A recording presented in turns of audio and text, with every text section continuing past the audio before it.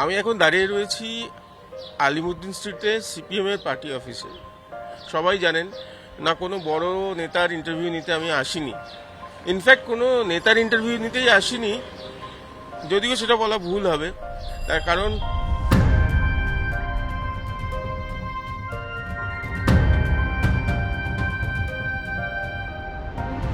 এই বাম দল তো শ্রমজীবীদের দল, শ্রমিকদের দল। এমন একজন মানুষের ইন্টারভিউ নেব যিনি পার্টি অফিসের ভেতরে ঢোকেন না, বাইরে বসেন গেটের ঠিক পাশে।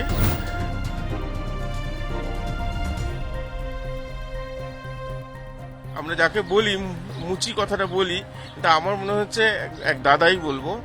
সেই দাদা, মুচি দাদা, যিনি জুতো সেলাই করেন, তিনি জ্যোতিবাবুর আমল থেকে এই ঠিক পার্টি অফিসে বসছেন, পার্টি অফিসের পাশে দ্বার প্রান্তে বসছেন, এবং কাদের কাদের জুতো সেলাই করেছেন সেটা একটু ওনার কাছ থেকেই একবার জেনে নিই, একটু কথা বলে নিই। हम ज्योति बाबू को टेम से हम यहाँ पर हैं। बहुत दिन हो गया हमारा यहाँ पर, और सब ठीक ही है जो है से।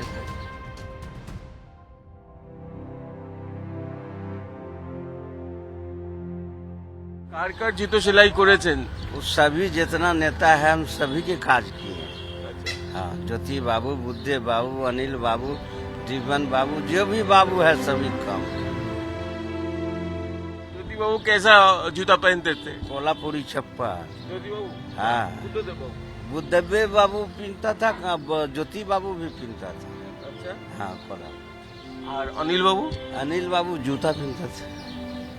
আপনার কাছে সেলাই টেলাই করিয়েছেন? हाँ सर। কিরকম একটুখানি শুনি না, বলুন। कोल्हापुरी पॉलिश होता था दुइयों का। अनिल बाबू का पॉलिश होता था, और जीवन बाबू भी पॉलिश भी होता है। सभी के जो भी है, जो ज्योति बाबू की चप्पल कोल्हापुरी पॉलिश होता था। শুধু পালিশ হতো নাকি কখনো কখনো ছিঁড়েও যেত? शुरू पॉलिश होता था। জুতো কখনো ছেড়েনি? बुद्धे बाबू को छेड़े थे। বুদ্ধদেব বাবু জুতো ছিঁড়ে যায়, এটা কিন্তু তার মানে উনি কি বেশি হাঁটতেন? আমি জানি না। আচ্ছা, না, জুতো জুতো যে ছিঁড়েছিল তখন আপনি সেলাই করে দিয়েছিলেন? जी हाँ, जूतो बुद्धे बाबू के ऑफिस में आया तो छिड़े गए चप्पल, तो हम सिलाई थे।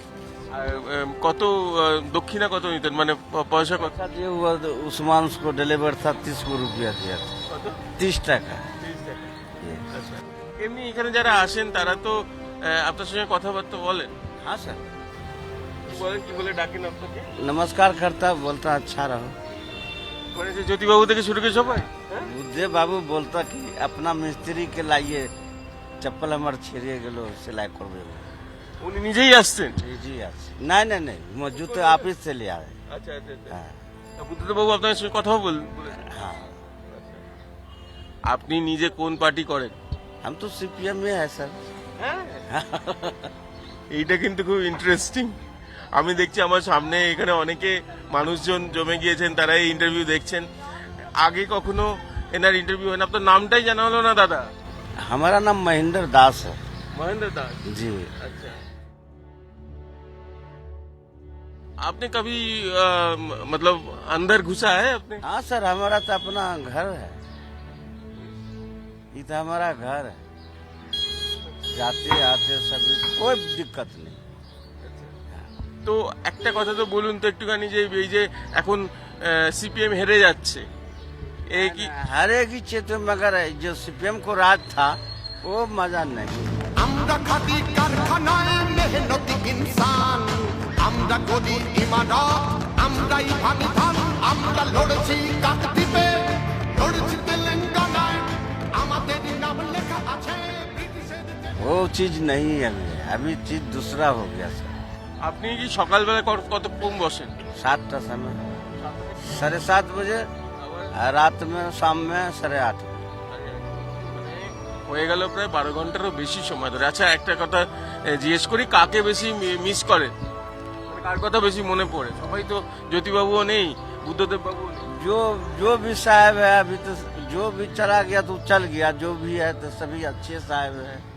এখন যারা নতুন যারা এসছেন সিপিএম এর নেতারা, যারা ইয়াং যারা, ওরাও আসেন কি? हाँ सर, কারা এসছে এর মধ্যে? वो तो सलीम बाबू है, फरनाम बाबू है, जो भी बाबू है सब तो नमस्कार होता है, दिल लगा लेते हैं, क्या करें। জুতো সেলাই না, চণ্ডীপাঠও করেছেন বলা যেতে পারে, এবং নিজে বুক বাজিয়ে বলেন যে হ্যাঁ আমিও এই পার্টিকেই ভালোবাসি। আমরা এই আলমুদ্দিন অফিসের ভেতরে ঢুকে বড় বড় নেতাদের ইন্টারভিউ নিই, আপনারা কি বলেন? বড় বড় নেতাদের থেকে কোনো অংশেই কম নন এই মানুষটি, তাই না? এর ইন্টারভিউ মাঝে মাঝে নেওয়া উচিত। আজকে আমরা সেটাই করলাম, ভালো লাগছে, আপনাদেরও ভালো লাগছে নিশ্চয়ই। শুভময়ের সঙ্গে প্রীতম দে, ক্যালকাটা নিউজ।